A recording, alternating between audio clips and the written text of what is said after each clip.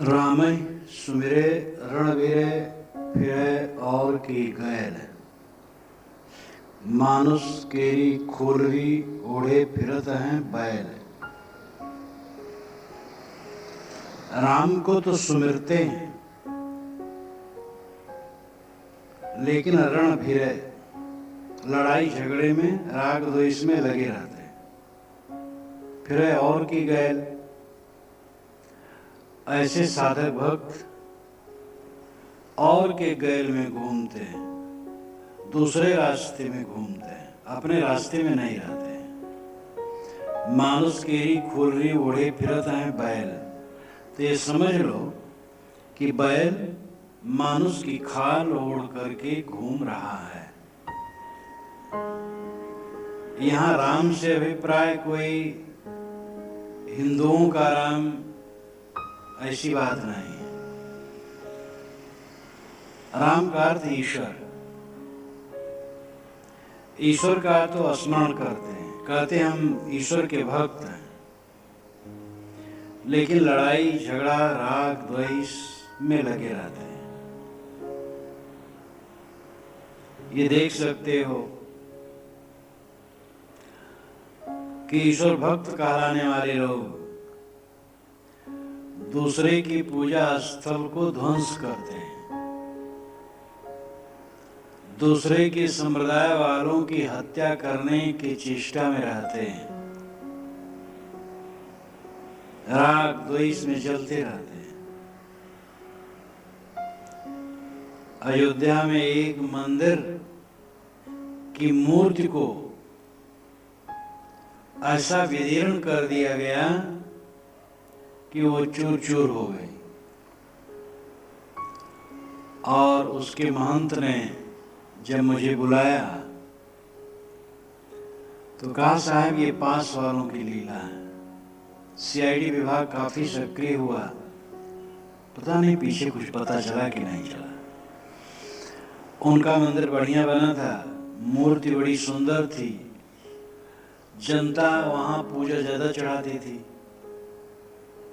जनता तो क्या है, चमक दमक देखे तो ज्यादा पूजा चढ़ावे, और उनको ईर्ष्या हो गई, और उन्होंने न मालूम क्या षड्यंत्र किया कि रात में मूर्ति टूट गई। आजकल वैज्ञानिक साधन बहुत हैं किसी चीज को ध्वंस करने के लिए। ईश्वर भक्त ही दूसरे ईश्वर भक्त की क्षति करते हैं, मूर्ति पूजक ही मूर्ति तोड़ते हैं। ईश्वर की उपासना के स्थल को तोड़ते हैं। मंदिर तोड़े गए, मस्जिदें तोड़ी जाएं अगर, या और कुछ हो, ये सब यही है।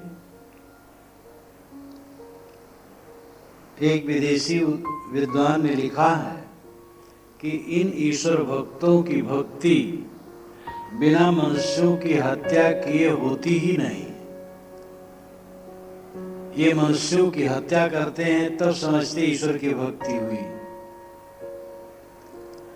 रूपे जमीन और स्त्री को लेकर जितना विवाद और रक्तपात संसार में हुआ है, ईश्वर और धर्म को लेकर के कम नहीं हुआ।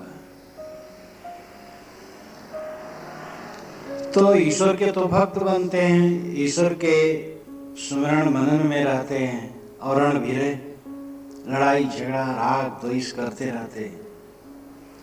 साहब कहते फिरे और की गैल, ये दूसरे के रास्ते में घूमते हैं, अपने रास्ते में नहीं। और की गैल, गैल नाम रास्ता, अन्यथा रास्ता, गलत रास्ता। क्या जितने ईश्वर भक्त होते सब ऐसे होते हैं? ऐसी बात नहीं। ईश्वर भक्ति का फल तो होना चाहिए विनम्रता, सेवा भाव, दया भाव, और ऐसे लोग भी होते हैं। लेकिन यहां तो ये बात बताई जाती है कि जो ईश्वर भक्त अपने ईश्वर को दयालु कृपालु कहते कहते थकते नहीं हैं, वही लड़ाई झगड़ा वैर विरोध हिंसा हत्या में उतारू रहते हैं। तो ये विपरीत पथ में जाना है। ऐसे लोग मनुष्य की खाल ओढ़े हैं, बैल, विवेकहीन। संसार में जितनी उपासना पद्धतियां हैं, चाहे वो काल्पनिक हो चाहे वास्तविक हो, सबका फल होना चाहिए जीवन में विनम्रता और त्याग। जहां काल्पनिक उपासना है वहां भी उद्देश्य तो जीवन सुधार है, लक्ष्य तो सबका जीवन सुधार है। जो खोटी आदतें जिंदगी में हैं उनको दूर कर देना, ये जीवन सुधार है। काया गढ़ की लड़ाई में विजयी होना, अपने मन इंद्रियों की चाल में न रहना, मन इंद्रियों की चाल को तोड़ते तोड़ते तोड़ देना और स्वस्थ हो जाना, ये जिंदगी की सबसे बड़ी सफलता है। जिसने आज विजय पाई, विश्व विजय पाई, बहुत प्रचार कर दिया, बहुत लिख पढ़ दिया, बहुत बोल दिया, इतने मात्र से वो सफल नहीं। सफल हुआ है जो अपने पर विजय पाए। तो साहब कहते हैं कि इस प्रकार ईश्वर भक्ति का ढोंग करके और लड़ाई झगड़ा राग द्वेष कलह कल्पना मार काट करते हैं, ये बैल है, मनुष्य की खाल ओढ़े। ईश्वर के नाम को लेकर के जो रक्तपात हुआ है सामी परंपरा में बहुत हुआ है। यहूदियों ने ईसाइयों की हत्या की, ईसाई भी रुके नहीं। ईसा ने तो कहा था तुम्हारे एक गाल में कोई थप्पड़ मारे दूसरा गाल भी उसके सामने कर दो, लेकिन इस उपदेश को ईसाई लेके रुके नहीं। उन्होंने तो यहां तक किया कि जो ईसा को ईश्वर पुत्र नहीं मानता है उनको पकड़ करके जेल में डाला, बारंबार कबुलवाया। जो कबूले कि हाँ हम ईसा को ईश्वर पुत्र मानते, उनको छोड़ दिए, और जो नहीं माने उनका सामूहिक दाह किया। जुलूस निकलता था ऐसे जेलियों को लेकर, और जेली लोग आगे, राजपुरुष पीछे, और शहर के बाहर विशाल चबूतरा होता था और लकड़ियों के खूंटे होते थे, लकड़ियों के यंत्र होते थे, वहां आदमी बांध दिए जाते थे। वहां भी एक बार पूछा जाता था, जो कह देते थे ईसा ईश्वर के पुत्र हैं उनको छोड़ दिया जाता था, जो ऐसा नहीं कहते थे, दृढ़ होते थे, उनको उस लकड़ी के कोल्हू में डाल के पेर दिया जाता था, खूंटे में बांध करके फूंक दिया जाता था। ये दुर्भाग्यपूर्ण। भारतीय परंपरा में धर्म को लेकर के ऐसी हिंसा हत्या नहीं हुई, कम हुई यहां भी है। यहां पर भी शैव और वैष्णव में कलह हुआ है, जैनियों और बौद्धों को सताया गया है।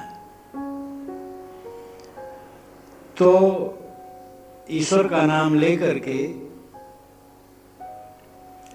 मनुष्यों को या किसी प्राणी को पीड़ा देना कहाँ ईश्वर भक्ति है। खेत भला बीज भला, बोए मुट्ठी का फेर, काहे बिरवा रूखरा ये गुण खेते केर। खेत भला हो, दार खेत,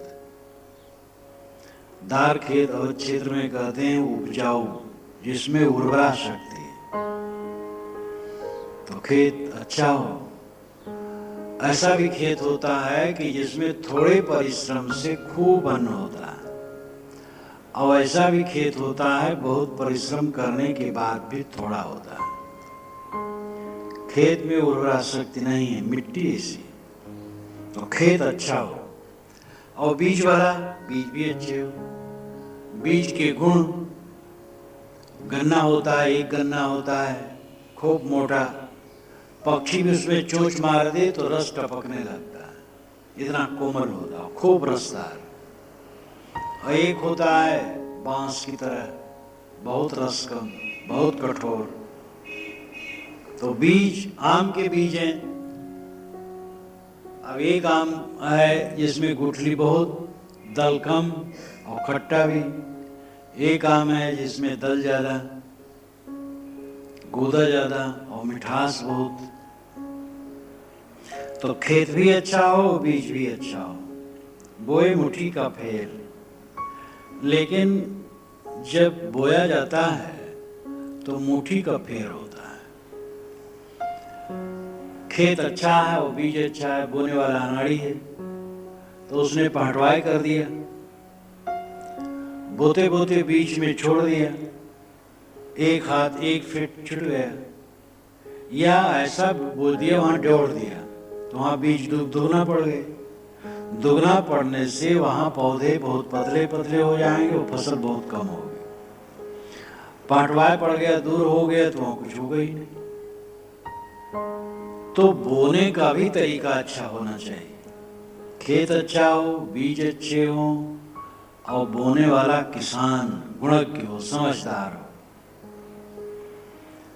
खेत भला, बीज भला, बोए मुट्ठी का फेर। अच्छे खेत और बीज के होने पर भी बोने वाले की विशेषता है। बोने वाला ठीक न जाने तो फसल अच्छी नहीं हो सकती। और 13 कार्तिक 3 आषाढ़ है। ये कहावत है कि 13 दिन में कार्तिक में सब बुआई कर लो और 3 दिन में आषाढ़ में कर लो। विज्ञान ने अब तो मापदंड बदल दिया। सावन सावा आगान जवाब, जितने बोए उतने भावा। सावन में धान समा बो, आगान में जो वो जितना बो उतने होगा। अब तो पूस में गेहूं बोते हैं और खूब गेहूं काटते हैं। तो विज्ञान के साधन आ जाने से परिवर्तन बहुत हुआ है। फिर भी ताव, खेत में ताव, खेती में ताव बड़ी चीज है। किसान जो माहिर किसान है बताते हैं कि जब किसान बोता है और बैल वहां हो, तो बैल के ऊपर पीठ पर जो अन्न बीज पड़ेगा और जो सीधे जमीन में पड़ेगा, दोनों फर्क पड़ेगा। सीधे जमीन में पड़ा और बैल के पीठ पर पड़ के उछल के पड़ा तो वो पिछड़ जाएगा।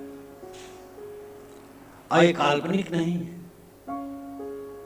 इतना तो मैंने भी अनुभव किया है कि जिस तरफ से बोया गया, शुरू किया गया दाहिने तरफ से बोना और बोते बोते बाएं तरफ गए, 15 मिनट, 10 मिनट, 20 मिनट लग, ये सब बड़ा खेत छोटा बड़ा हो, आधा घंटा भी लग सकता है। तो उस तरफ पीछे वाला जिधर बोया गया उधर फसल कमजोर थी और जहां शुरू किया गया था वहां फसल अच्छी थी। ताव ऐसा होता है। ताव आने पर काम हो तो हो, नहीं तो बेकार गया। तो बोए मुट्ठी का फेर।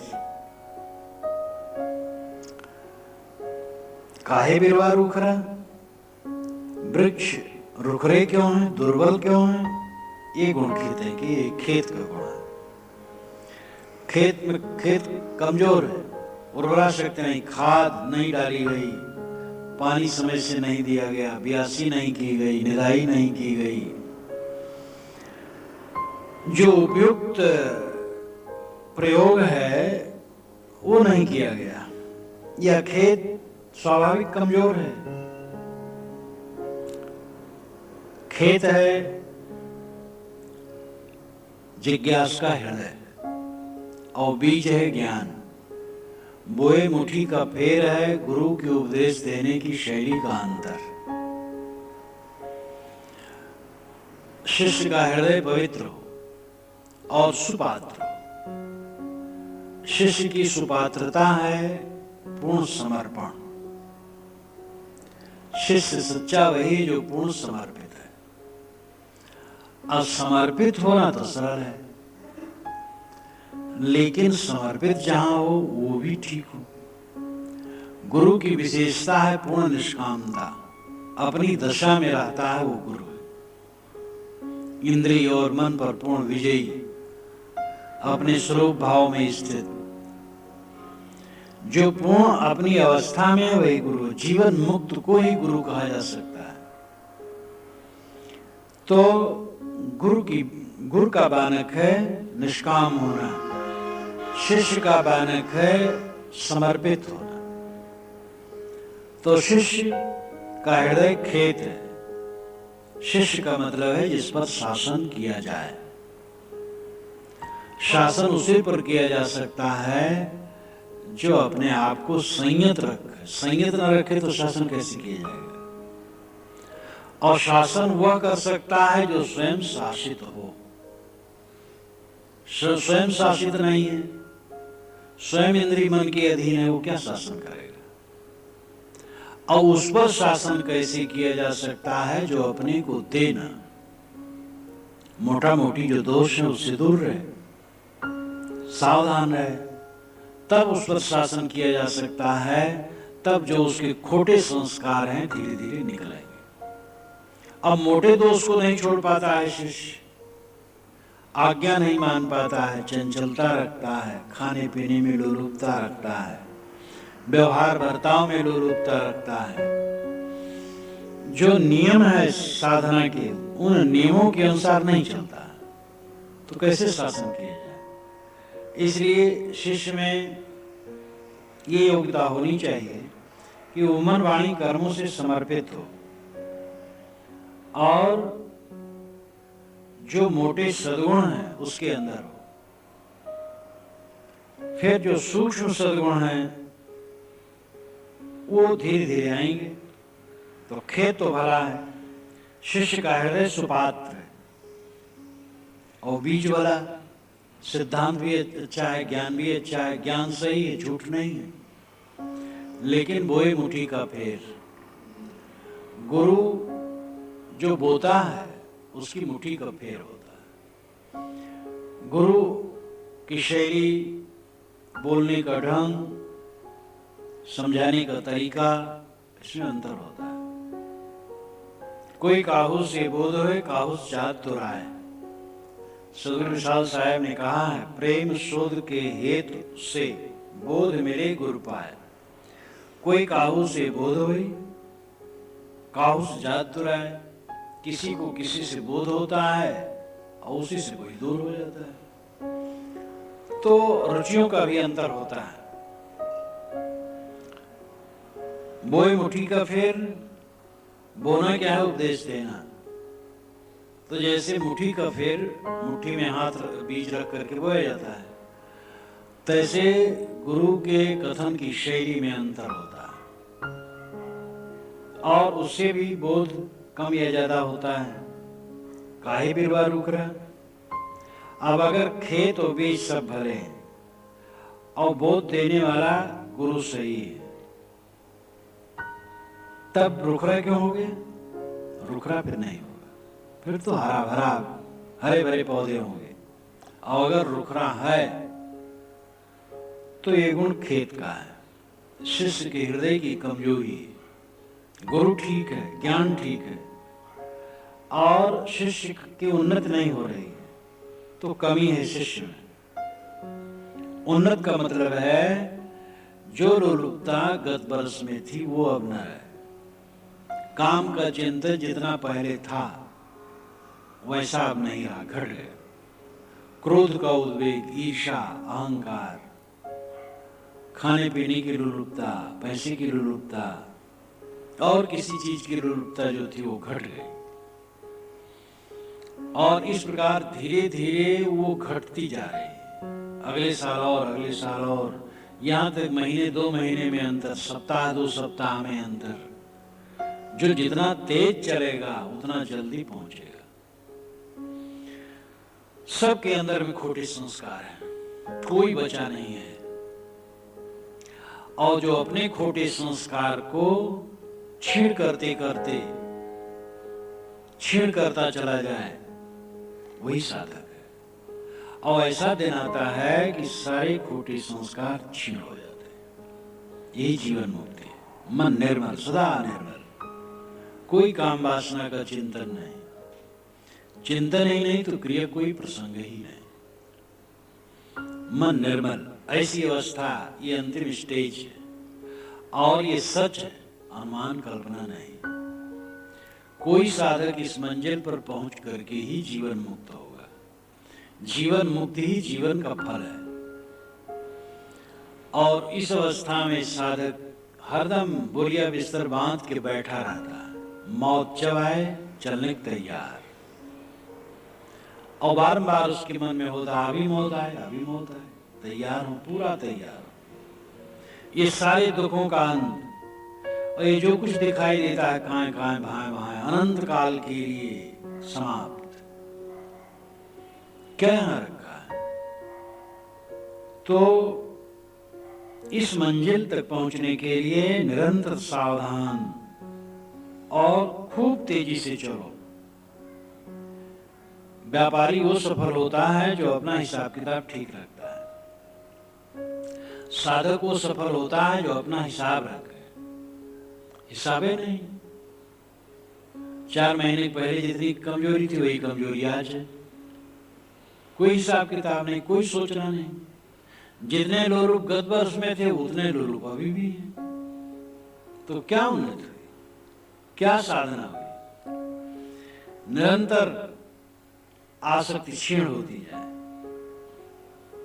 ये साधक की विशेषता है। काहे बिरवा रुख रहा, गुरु सच है, ज्ञान सच है, फिर भी साधक में उन्नति नहीं है, तो साधक का दोष है। उसे अपने दोष को समाप्त करना चाहिए। गुर सीढ़ी ते उतरे शब्द विमुखा होए, ताको काल घसीटियां राख सके नहीं कोई। जो ऊपर जा रहा हो सीढ़ी पर चढ़ा चढ़ा, और कुछ सीढ़ियां चढ़ करके उतर रहा हो, तो उसका दुर्भाग्य। चढ़ना चाहिए और पहुंचना चाहिए छत पर। कितने साधक बड़े उत्साह में आते हैं, चढ़ते हैं कुछ, बस उतर जाते हैं। गुर सीढ़ी से उतरना क्या है?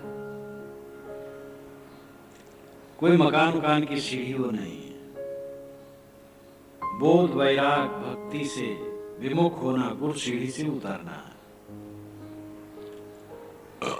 जब आदमी में सांसारिकता जगने लगती है तो अश्रद्धा का प्रदर्शन शुरू हो जाता है। ये साधकों को देखा मैंने 40-45 वर्षों के दरमियान में, कि जिनके मन में परिवार ऐसे साधक आए जो एकदम बिल्कुल समर्पित जैसे लगे, खूब तत्पर, उत्साह, लेकिन विवेक गहरा नहीं था। थोड़ी देर में ठंडे हुए तो अंदर अंदर उनके होने लगा कि अरे ये तो अच्छा है संसार में। तो सांसारिकता की वासना उनके अंदर में जगी, तब वे अश्रद्धा शुरू कर दी। नियमों में अश्रद्धा, नियमों का उल्लंघन करना, बात न मानना, काट देना, बहस करना, ये सब शुरू कर दिए। और ऐसा करते करते जहां ये शुरू हुआ साधक में, समझ लो गिरने वाला है। जहां सब सच है और वहां पर अगर कुतर्क कर रहा है तो गिर रहा है। जहां सच नहीं है, साधक वहां भी कुतर्क नहीं करता है, वहां से सावधान हो जाता है बस। ऐसा भी जीवन में पड़ता है, ऐसे भी गुरु मिलते हैं जो ठीक ठाक नहीं होते, तो जो उनसे गुण मिला वो ले लिया जाता है और सावधान हो जाता है साधक। क्योंकि लक्ष्य तो कल्याण है। लक्ष्य ये नहीं किसी व्यक्ति गुरु में चिपक जाना, लक्ष्य कल्याण। तो जहां जो मिला वो ले लिया, लेकिन उसकी आलोचना में नहीं पड़ता, सावधान हो जाता है। और अगर गुरु ठीक है, बोध ठीक है, सब ठीक है, और शिष्य आलोचना में पड़ गया, नियमों का उल्लंघन करना शुरू कर दिया, तो उसको गिरना है। गुर सीढ़ी ते उतरे शब्द विमुखा हो। साहब कहते उस शब्द से विमुख होता है। शब्द नाम निर्णय वचन, निर्णय वचनों को आदर नहीं करता है। ताको काल घसीटियां राख सके नहीं को। साहब कहते उसको काल घसीटेगा, कोई रख नहीं पाएगा। काल नाम कल्पना, अज्ञान, काम वासना, मोह माया, दुनिया का विकार उसको घसीटेगा, कोई रख नहीं सकता। मैंने तो इतने दिन में देखा जो ऐसा उन्माद किए, उद्दंडता किए और फिर गए, और जाकर की जो दशा हुई वो प्रसिद्ध है। गिरने के सिवा कोई चारा नहीं। इसलिए जहां अपनी बुद्धि काम न दे, इतना समझ में आ गया हो कि गुरु बोधवान है और चरित्रनिष्ठ है, अपने आचरण में पक्का है और हमारा कल्याण चाहता है, कोई अपना देह स्वार्थ नहीं, तो ऐसे गुरु के प्रति निर्भर होना चाहिए। उठते बैठते लेटे जब भी वो जो कह दे तत्पर हो जाना चाहिए। पूर्ण विश्वास समझ हो जाए ठीक से, आप कहीं भी विश्वास कर लो, ये तो काम नहीं चलेगा। जब समझ में आ गया, अच्छी तरह से समझ लिए, यथार्थ गुरु है, यथार्थ बोध है, यथार्थ रहनी, सब यथार्थ है, और वहां की बात का उल्लंघन होगा तो विनाश के सिवा कुछ नहीं है। वहां तो आंख मूंद करके करना है। तुम आंख मूंद करके करते जाओ, आज्ञा अनुसार चलते जाओ, तुम्हारा उद्धार है। स्वामी विवेकानंद ने लिखा है कि तुम अपना दिमाग चाहे जहां घुमा लो, बड़े बुद्धिमान बन जाओ, लेकिन शिष्यवत बन करके समर्थ गुरु के चरण में डाले बिना अपने आप को उद्धार नहीं हो सकता। ये संसार बड़ा भयंकर है, बड़े बड़े कहलाने वाले बह जाते हैं। इसलिए किसी समर्थ सदगुरु का आधार लेकर के, सहारा लेकर के ही ये पथ कट सकता है और जीवन में कल्याण हो सकता है। इसलिए साधक कहीं भटके न, घमंड न करे। नहीं सहायक साधु को गुरतज जग में और याते सब उन्माद तज सजग रहे सब ठौर। समर्थ सदगुरु को छोड़ करके साधु को कोई दूसरा सहारा नहीं। अब साधु को सहारा नहीं है तो जो गृहस्थी में रह करके साधना करना चाहता उसको कहां सहारा, वहां तो और खाली है।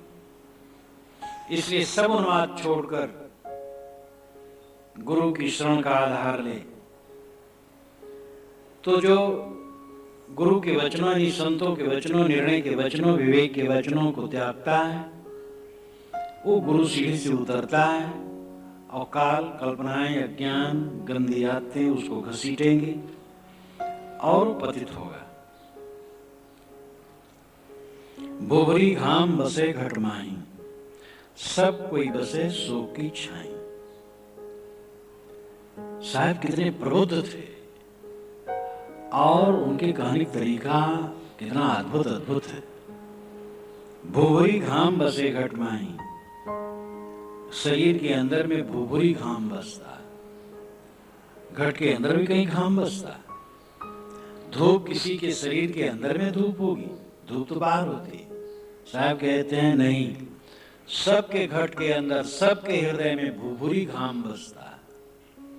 भूभुरी घाम कहते हैं जब बहुत पतली हल्की हल्की बदली हो, हवा ना हो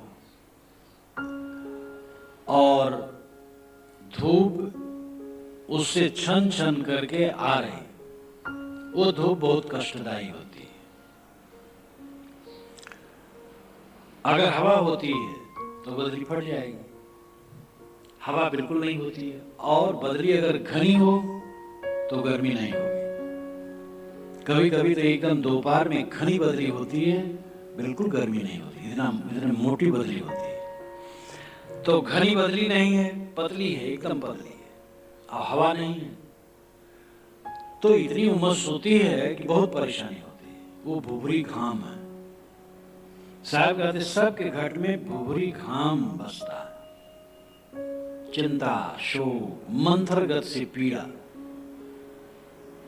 मंथरगत से पीड़ा हर इंसान भोगता है। मन की अनुकूलता न होना, पत्नी की प्रतिकूलता, पति की प्रतिकूलता, पुत्र की प्रतिकूलता, पिता की प्रतिकूलता, अपने मन में विभिन्न विरोधी धारणाओं से उलझन, क्या होगा, भविष्य क्या होगा, रोग व्याधि न लग जाए, ये न हो जाए, वो न हो जाए, बेकार बेकार की बातों है। जीव उजबुजाता रहता है, भोरी घाम बसे घट माई। हर इंसान के घट में, हृदय में, शरीर में भोरी घाम, हल्की बदली की उत्तप्त धूप के समान अनेक कामनाओं की तपन रहती है। अनेक कामनाओं की तपन में इंसान जलता रहता है। ये पाऊं, ये पाऊं, ये पाऊं, क्या पाओ? बूढ़ों से पूछ लो, जवान लोग बूढ़ों से पूछ रहे हो क्या पाए? हारे जुआड़ी की तरह आज वो बैठे, जुआ हार गए। अब जो हारा जुआरी हो, मुकदमा में हारा हो, मौत उसकी होती है पूरी। बुढ़ापा में पहुंच करके एक दशा होती, हार गया, बेकार जिंदगी गई, किस लिए जीवन था, क्या कर डाला। भोरी घाम सबके अंदर में बसती, सब मंथर गत से कामनाओं में जलते हैं, सब कोई बसे शोक की छाया। साहब कहते सब शोक की छाया में बसते। शोक की छाया होती, शोक की छाया, छाया नाम आश्रय। आप भाई अच्छी छाया पाए, मतलब अच्छा आश्रय पाए। सब कोई बसे शोक की छाई, शोक का आश्रय लेकर के सब रह रहे हैं, शोक की छाया में। ऐसा काम करते हैं जिससे निरंतर शोक से पीड़ित हो, जलते रहे। काम बहुत थोड़ा है, समझ में आ जाए, त्याग आ जाए। एक तो समझ में आना मुश्किल होता है, और समझ में आने के बाद त्याग नहीं आता है, इसलिए समझ सब धरी की धरी रह जाती है। समझ में आ जाए कि इस जिंदगी में बस इतने चाहिए, थोड़ी सी रोटी चाहिए, ज्यादा नहीं, पेट भर करके नहीं, आधी और रूखी भरी, सारी शोक संताप। जो चाहेगा चूपड़ी बहुत करेगा पाप। आधी रोटी अच्छी है और रूखी, घी उसमें न लगा, आधी और रूखी भरी, सारी शोक संताप, पूरी रोटी शोक संताप है। और अगर उसमें घी चुपड़ा चाहेगा तो बहुत पाप करेगा। अब केवल अक्षरार्थ कोई करे तो आधी रोटी खाली खाए, वो तो सुखा जाएगा। और घी कभी रोटी में न लगे, ये हट करेगा तो भी उसका ज्ञान है। ऐसे वचन लाक्षणिक होते हैं। मतलब है थोड़ा खाओ, रूखा फीका जो मिल जाए थोड़ा खाओ। और बहुत भोग ऐश्वर्य की इच्छा करोगे तो पाप करोगे, पेट भर खाना चाहोगे शोक संताप होगा। वैसे भी शब्दार्थ में भी भावार्थ में भी जो पेट भर खाएगा उसका पेट ठीक नहीं रहेगा। पेट की भूख से कम खाना चाहिए, मतलब थोड़ा सा भोजन मिल जाए, जैसे कैसे साफ सुथरा हो बस, और कुछ तन ढकने के लिए कपड़े मिल जाए, और रहने के लिए थोड़ी जगह मिल जाए, बस दुनिया का काम हो गया। अब और क्या करना है? कौन तुम्हारा है, किसके तुम हो, किसका बेड़ा पार कर रहे हो? अपना बेड़ा घर खो रहा है, दूसरे बेड़ा पार कर रहे हो। अब तुम्हारा जो काम है वो ये है कि अपनी खोटी आदतों को निकालो। परमात्मा और मोक्ष पाने के चक्कर में न पड़ो। परमात्मा मोक्ष कोई लकड़ी पत्थर है जो अलग रखा है पा जाओ। अपनी खोटी आदतों को दूर करो, मन वाणी कर्मों के गंदे आचरण दूर करो, और अपने को मांजो धो शुद्ध करो, बस काम बनता चला जाएगा। जब जीवन बिल्कुल निर्मल हो जाएगा, बस आनंद कंद, जीवन मुक्ति। जिंदगी का फल है जीवन मुक्ति। भूल दशा में जो करते आए हो उसके उल्टा करो। भूल दशा में तुम जीव के लोलुप थे, अब उससे एकदम विरत रहो। स्वादिली चीजें कम खाओ, मिठाई मिले, हलवा मिले, मालपुआ मिले, लड्डू मिले, खीर मिले, ये कम खाओ, सदा कम खाओ इसको। जिसको प्रलोभन की चीज मानते हैं उसको सदैव कम खाओ, कभी कभी बिल्कुल न खाओ, और खाओ तो कम खाओ। पैसे के लिए लोलुप थे, पैसे के लिए उदार रहो। आवागवा खर्च, साधु मामला फर्ज। साधु मतलब नहीं कि जो हम जैसा कपड़ा पहने वही, सब साधु। साहब ने तो सबको साधु कहा, गाय कबीर सुनो भाई साधु। जो कल्याण चाहे पैसे के लोभ में न रहे। संग्रह इसीलिए हो कि सेवा हो उससे। संग्रह के लिए संग्रह पाप है, सेवा के लिए संग्रह हो। मान बढ़ाई की इच्छा रहती थी, मान बढ़ाई की इच्छा ना हो। कहीं सभा में जाओ, आगे बैठे ऊंचे बैठे, ये लालसा मन के, पीछे बैठो नीचे बैठो, ऐसा मन रखो। हमारी कोई बड़ाई कर दे, ये भूल दशा में रहता है, हमारी कोई बड़ाई ना करे। हमारी कोई छुटाई कर दिए, बड़ा अच्छा है, वही अमृत है।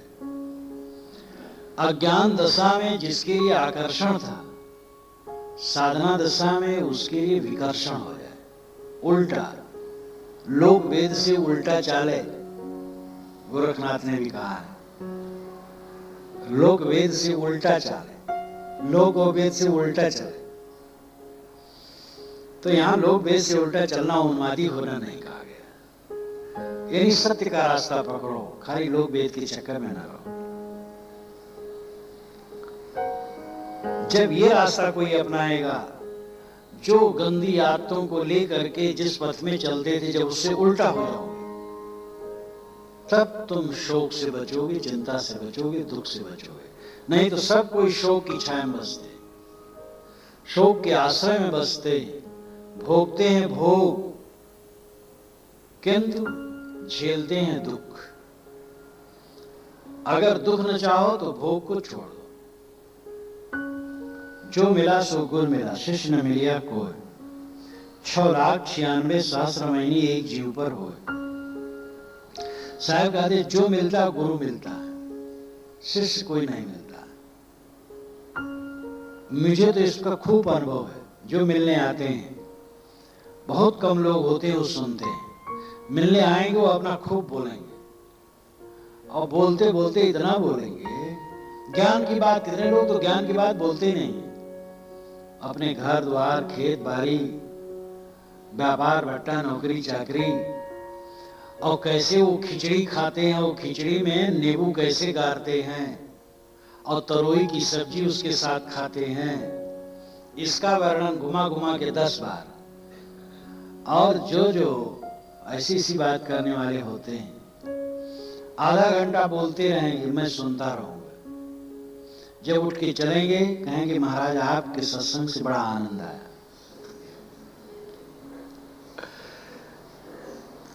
आश्चर्य होता है, मालूम होता हो बैठे ठारे घबराते हैं, तो सोचते चलो ही भड़ास निकालो।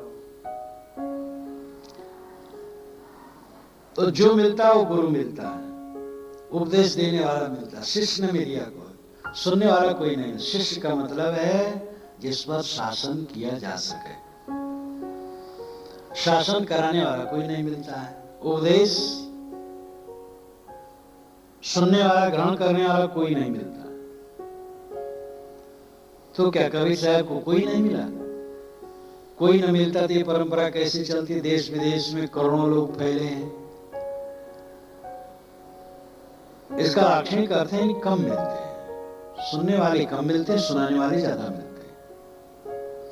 6,96,000 महीने एक जीव पर हो, लेकिन नाना मत के जो ग्रंथ हैं, पंथ हैं, विचार हैं, वो एक जीव पर ही होता है। 6,96,000 महीने।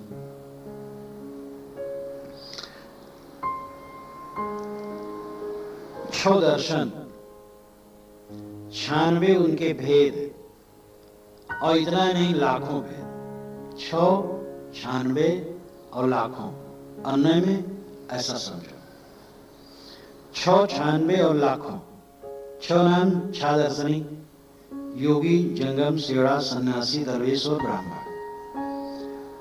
और 96 पाखंड भेद 10 सन्यासी, 12 योगी, 14 दरवेश, 18 ब्राह्मण, 18 जंगम, 24 च्यौड़ा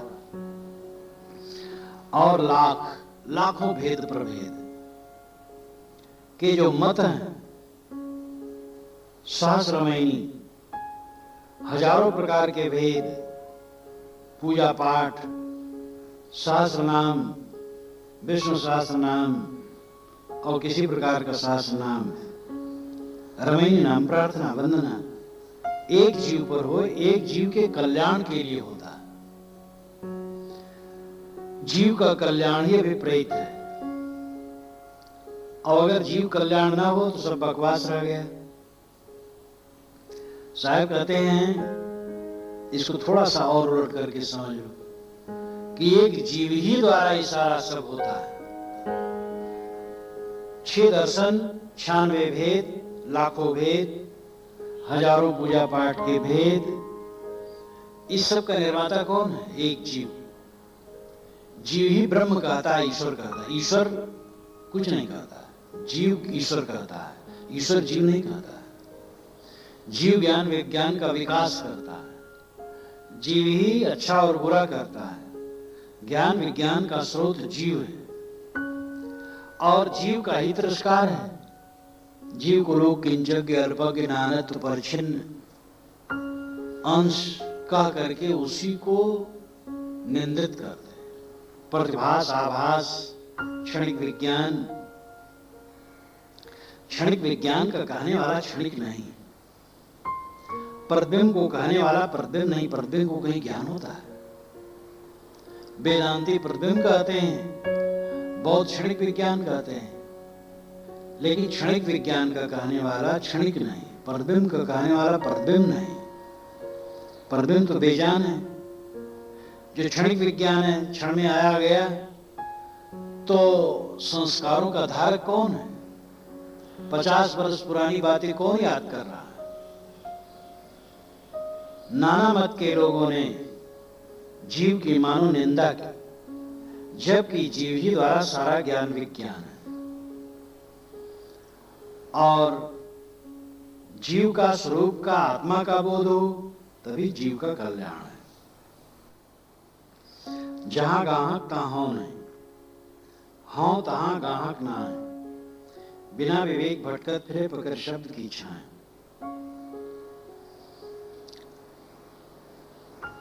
जहां गाहक तहां नहीं, जहां पर गाहक है वहां पर अहंकार नहीं। अर्थ हुआ जिसमें ग्रहण करने की बुद्धि है, उसमें अहंकार नहीं होता है, वो विनयी होता है। हाँ तक गाहक ना है, और जहां अहंकार है वहां ग्रहण करने की बुद्धि नहीं।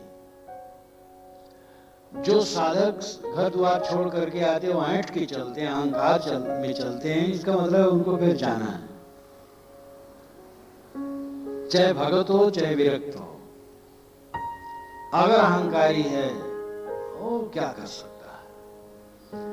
विनम्रता सबसे बड़ी चीज है। घाल तराजू तौलिए नवे सो भारी होए। जब तराजू में तौला जाता है, जिस तरफ झुक जाता है वो भारी कहलाता है। वृक्ष में फल जब लग जाते हैं तो वृक्ष की डालियां झुक जाती हैं। बिना झुके गायें जब पानी पीने जाती हैं तो झुकती हैं, तब पीती हैं। विनयी ही सत्य ग्रहण करता है। जहां गाहक तहां नहीं। जिसमें गाढ़ बुद्धि होगी अहंकार नहीं होगा। एक सज्जन यहीं आए, कहे हमें बताइए आत्मज्ञान। हम कहे आप तो आत्मज्ञानी दिखाई देते। कहे नहीं, आप बताइए, सुनता हूं आप ज्ञानी। अब ये कोई बात हुई? मैंने कहा मैं तो बहुत साधारण आदमी हूं, किसी गुरु के पास जाइए, सेवा कीजिए साल खान। और स्वयं गुरु थे। सेवा कीजिए, सुन करके तंद्रा गए। अब ये क्या सब लक्षण है? जो तुम पूर्ण हो, कहीं जाने की जरूरत नहीं। तो अद्भुत अद्भुत लोग मिलते हैं। जहां ग्रहण करने की बुद्धि होती, विनम्रता होती, और जहां विनम्रता नहीं वहां ग्रहण करने की समझ नहीं। बिन विवेक भटकत फिरे पकड़ शब्द की चाहें।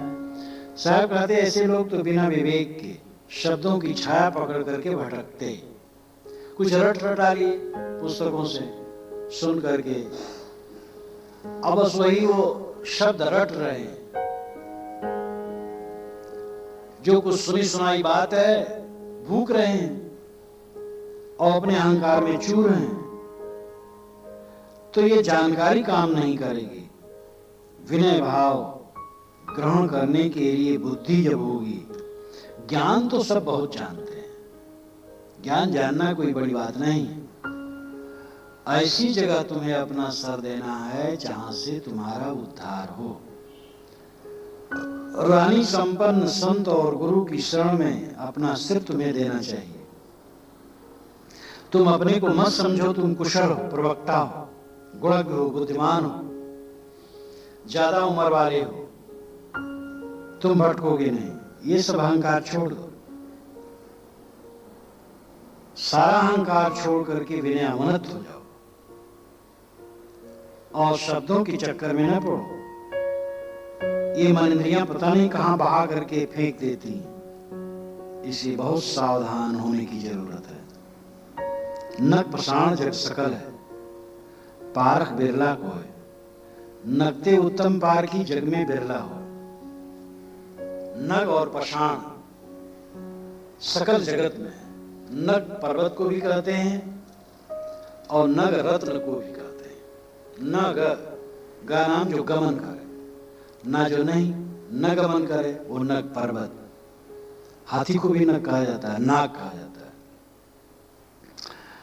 तो नग पर्वत और नग रत्न, तो यहां रत्न है पर्वत नहीं। नग पाषाण जग सकल है, सारे संसार में पत्थर भी है रत्न भी है। पारख बिरला कोई, बिरले कोई पारखी होते हैं। भावुक लोग देश प्रांत जात बिरादरी संप्रदाय को लेके किसी छोटा किसी बुरा कहने की आदत बना लेते हैं। क्षेत्र जिला, ये जिला अच्छा है वो जिला खराब है, ये प्रदेश अच्छा वो प्रदेश खराब है, ये जाति अच्छी वो जाति खराब है, ये संप्रदाय अच्छा वो संप्रदाय खराब है। ये महाछिछलापन है। दुनिया के समस्त संप्रदायों में अच्छाइयां हैं और जितनी जातियां काल्पनिक, जात तो केवल मानव है, लेकिन रूढ़ जातियां ब्राह्मण क्षत्रिय वैश्य शूद्र कुर्मी कुंवार इत्यादि सब में अच्छे होते हैं और सब में गलत भी होते हैं। सारे देशों में, सारे प्रांतों में, सारे जिलों में, सारे क्षेत्रों में अच्छे और बुरे दोनों होते हैं। तुलनात्मक अध्ययन बहुत खतरनाक होता है। भावुक लोग, अविवेकी लोग, पक्षपाती लोग ऐसी ऐसी बात करने लगते हैं जो बिल्कुल वाहियात होती है। ये तो पक्षपाती, किसी क्षेत्र के पक्षपाती हैं और किसी से घृणा है, किसी जात के पक्षपाती हो किसी जात से घृणा है, या भावुक है, समझदारी नहीं रखते हैं। पक्षपाती तो नहीं है लेकिन भावुक है। तुलनात्मक अध्ययन न करे, तुलना न करे कि यहां अच्छा वहां बुरा। तुलना वही करे जो बड़ा निष्पक्ष हो और सर्वद्रष्टा हो, सारी चीजों को समझता हो निष्पक्षता से, तब होगा। बहुज्ञता हो, उसमें खूब जानकारी हो, चित्त निष्पक्ष हो, कहीं ममता वैर न हो, वो तुलनात्मक अध्ययन करेगा तो बहुत कुछ ठीक रहेगा। तुलनात्मक अध्ययन बहुत खतरनाक है और निष्पक्षता उसके लिए अत्यंत आवश्यक है। रामचंद्र शुक्ल ने कबीर साहब और निर्गुणी संतों के प्रति जो कुछ कहा, निष्पक्षता न होने से वो सब बहुत ही गर्हित है। इतने बड़े विद्वान चिंतक हिंदी जगत में प्रसिद्ध, और कबीर और निर्गुणी धारा संतों के प्रति आचार्य रामचंद्र शुक्ल ने जो कुछ कहा है, थोड़ी मोड़ी बातें छोड़कर सब महावाहियात कहा और आगत द्वेष बस जैसे कहा। महाछिछलापन उनका, निष्पक्षता न होने से। निष्पक्षता रखी जाए तो अनाड़ी आदमी भी सही कह सकता है, और बहुत बड़ा विद्वान हो पक्षपाती हो तो भी बेकार है। तो नग पाषाण जग सकल है। सारे संसार में पत्थर भी है, रत्न भी है, सब जगह अच्छे भी हैं, बुरे भी हैं। पारख बिरला कोई, बिरला कोई इसका पारखी है कि वो नग देख, नहीं तो अपना मन जहां हो गया वहां पत्थर पत्थर देखेगा, नग नहीं देखेगा। जहां नग मान लिया नगे नग देखेगा, वहां पत्थर नहीं देखेगा। साहब कहते सब जगत में नग पत्थर है, हर जगह रत्न है और पत्थर है, हर जगह अच्छे हैं और बुरे हैं, संत और असंत हैं, दुष्ट हैं और सज्जन हैं। पारखी बनो, नगते उत्तम पारखी जग में बिरला हो। नग से भी उत्तम पारखी होता है, वो जगत में बिरला होता है। इन्हीं अच्छाइयों को समझने वाला, नग अच्छाइयां, उसको समझने वाला बिरला होता है। पारखी उत्तम पारखी है। नग पाषाण चेतन जड़, लाक्षणिक अर्थ, लाक्षणिक अर्थ वो भी है, सगुण दुर्गुण भी। नग चेतन है, पाषाण जड़ है, सब तरफ जड़ चेतन है। पारख बिरला को, इसका कोई बिरला पारखी है कि जड़ क्या है चेतन क्या है। नगते उत्तम पारखी, लेकिन सामान्य चेतनों में भी उत्तम पारखी। चेतन चेतन तो सब है, चांदी तो सब में है। वह चेतन श्रेष्ठ है जो पारखी है, परखता है सारा सार। और साहब कहते जग में बिरला हो, ऐसे लोग जगत में बिरले होते हैं। ये साखी बहुत महत्वपूर्ण है। सपने सोया मानवा, खोल जो देखे नैन, जीव परा बहुलूट में ना कुछ ले न दे। मनुष्य सोया और सपना देख रहा है, और जीव परा बहुलूट में, वहां बहु लूट में पड़ा है। लूट हानि और लाभ दोनों के लिए प्रयुक्त है। कहा बहुत लूट में पड़े हो, कोई बहुत खुश है, एकदम चाक रहा है, उछल रहा है, कूद रहा है। दूसरा कहता भैया कहा बहुत लूट में पड़े हो, इन्हें खूब आनंद उत्सव में पड़े हो, लूट रहे हो कुछ, तो ये खुशी के लिए। और लूट गया, जो कुछ अपना था छिन गया। जीव परा बहु लूट में पड़ गया, सब इसका छिन गया। और इसको बहुत कुछ मिल गया, लूट में पड़ा, लूट पाया, सब पा गया। तो लूट का दोनों तरफ चलता, हानि और लाभ दोनों के। साहब कहते जीव परा बहु लूट में, सपने में बहु लूट में पड़ा है, राजकाज धन दौलत खूब मिला, अथवा जो कुछ था वो सब खत्म हो गया। सपने में दोनों होता है। आदमी भीख भी मांगता है और राजा भी बनता है सपने में, झूठे तो है। साहब कहते ना कछ ले न देन, खोल जो देखे नैन, ना कछ ले न देन। सपने सोया मानवा, जीव बराबर लूट में, खोल जो देखे नैन, ना कछ ले न देन। ये इसका अन्य अर्थ है। सपने सोया मानवा, आदमी सोया और सपना देख रहा है, और जीव परा बहु लूट में, वहां बहु लूट में पड़ा, आनंद में पड़ा है, खुशी में पड़ा है। लेकिन खोल जो देखे नैन, नेत्र खोल करके देखा तो ना कुछ ले न दे, न लेना न देना। सपने में 10 लाख रुपया मिला, नींद खुली, बिस्तर पर एक कौड़ी नहीं। ऐसा लाभ किसका? संसार की दशा यही है। यहां बहुत कुछ मिला और अंत में कुछ नहीं। एक दिन जाए लंगोटी छाछ बंधा, घर द्वार परिवार पुत्र सब छोड़ करके लोग चले जाते हैं, कुछ साथ में नहीं जाता। सपने के बाद सपने की याद होती है, मरने के बाद दुनिया की याद नहीं होती। सपने की याद तो ऐसे भी सपने होते हैं जिसको सपने के 10 वर्ष बाद, 20 वर्ष बाद, 50 वर्ष बाद भी याद किया जा सकता है कि कभी मैंने ऐसा सपना देखा था। लेकिन मरने के बाद तत्काल वही दशा होती है जैसे राई का दाना समुद्र में गिरे तो खोज करके पाना मुश्किल नहीं, असंभव है। वैसे आंख ढपी, संसार गया, कितना कच्चा है। जिसको हम रात दिन जप रहे हैं, मेरा है मेरा है मेरा है, कितना झूठा है। मेरा मेरा कहने वाले जमीन में कितने लोग पड़े सड़ रहे हैं।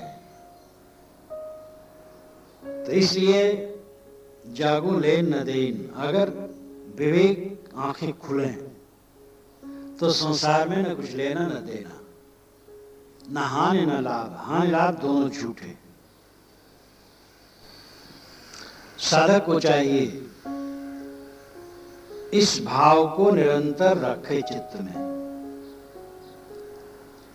स्वरूप की अमरता, संसार की नश्वरता,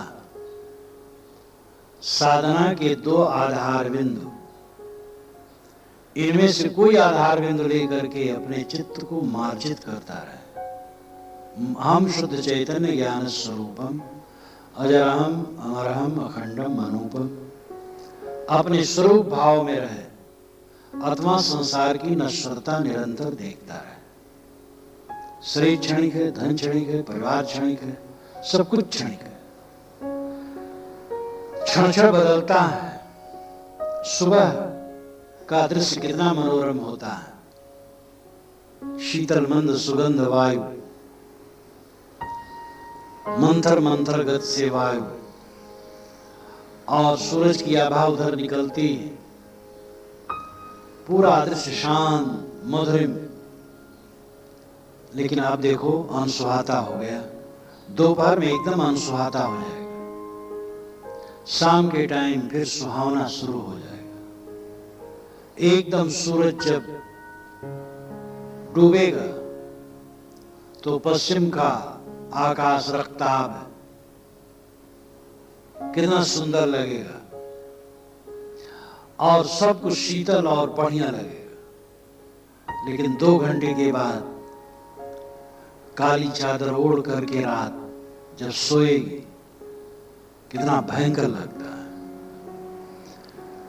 थोड़े ही घंटे में दृश्यों में कितना परिवर्तन होता है। अपना ही शरीर कभी हल्का और कभी भारू, वही घर द्वार, कभी प्रसन्नता से आदमी देखता, कभी एकदम उलझा उलझा लगता कहीं छोड़ छाड़ के भाग जाए। जिनके पास बहुत प्रकार के भोग हैं उनको दिन छोटे लगते हैं, और जिनके पास भोग नहीं है, दरिद्रता परेशानी है, उनको दिन बड़े लगते हैं। बोधवान कहते हैं मैं तो ज्ञान के गिरसंग पर बैठा हूं, ना मुझे छोटे लगते हैं ना बड़े लगते हैं।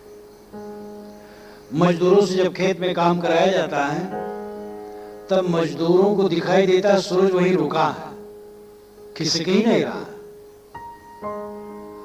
और किसान को लगता है सूरज बहुत जल्दी जल्दी भागा जा रहा है। और सूरज की गति वैसे, पृथ्वी की गति वैसे, सूरज वैसे हो रहा है, चल रहा है। तो ये भावना धारणा, जिसका मन संसार में उलझा उसको विश्राम नहीं मिल सकता। विश्राम उसको मिलता है जिसका मन संसार से निकल जाता है, संसार का बोझा जिसके चित्त से उतर जाता है, उसको विश्राम मिलता है। इसलिए सपना, जो सपना दिखाई देता है, अरे सपना तो नींद टूटती है, फिर सपने ख्याल भी होता है। और ये जो आंखें खोल करके हम सपना देखते हैं, आंखें बंद होने पर ये कभी दिखाई न देगा। ये सावधानी रखनी चाहिए। संसार की नश्वरता और आत्मा की अमरता साधन के 2 आधार बिंदु हैं। इनको लेकर के साधक को हर समय साधना में लगे रहना चाहिए। कोई काम करते रहो, स्वरूप स्मरण, संसार की नश्वरता का स्मरण, ये दोनों भाव रखो, तुम्हारा मन निर्मल रहेगा। सपने सोया मानवा, खोल जो देखे नैन, जीव परा बहु लूट में ना कुछ ले न दे।